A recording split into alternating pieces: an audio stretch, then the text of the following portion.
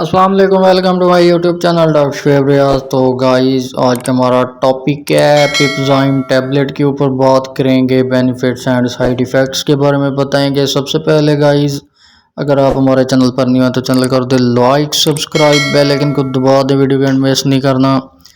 तो चलते हैं गाइस टॉपिक की तरफ। जैसा कि इंट्रोड्यूस में है तो पिपज़ाइम इसका नेम है और मेटोक्लोप्रोमाइड सोडियम डिहाइड्रोक्लोरेट इसकी फॉर्मुलेशन है। तो ये कहाँ यूज़ होने वाली है? शेकॉन फार्मास्यूटिकल की है।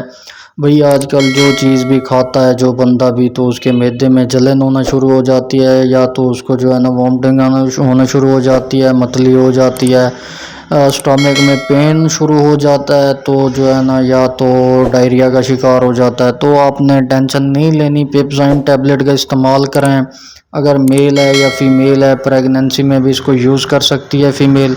जैसे कि गाइस अगर आप खाना खा रहे होते हैं, खाने के बाद आपको जो है ना उलझन सी होने लगती है, घबराहट सी होने लगती है आपके जो है ना स्टमक में जो है ना, या तो गंदे खट्टे डकार आपको आने लगते हैं, या आपके स्टमक में पेन शुरू हो जाता है, तो उसमें भी ये बहुत मुफीद टैबलेट है। आप एज के हिसाब से आप इसको जो है ना एक टैबलेट सुबह एक शाम खाने से पहले यूज़ कर सकते हैं, खाने के बाद भी यूज़ कर सकते हैं। आप किसी भी मेडिकल स्टोर या फार्मेसी से ये परचेज़ करते वक्त वहाँ से भी फीडबैक ले सकते हैं, वो भी आपको पूरी डिटेल्स दे देगा और मेंशन भी है आप इसको कैसे यूज़ कर सकते हैं। अक्सर स्टोमक के जो है ना डॉक्टर इसको रिकमेंड करते हैं, प्रिस्क्राइब करते हैं इस टैबलेट को। ये बहुत ज़बरदस्त और अलग किस्म की टैबलेट है।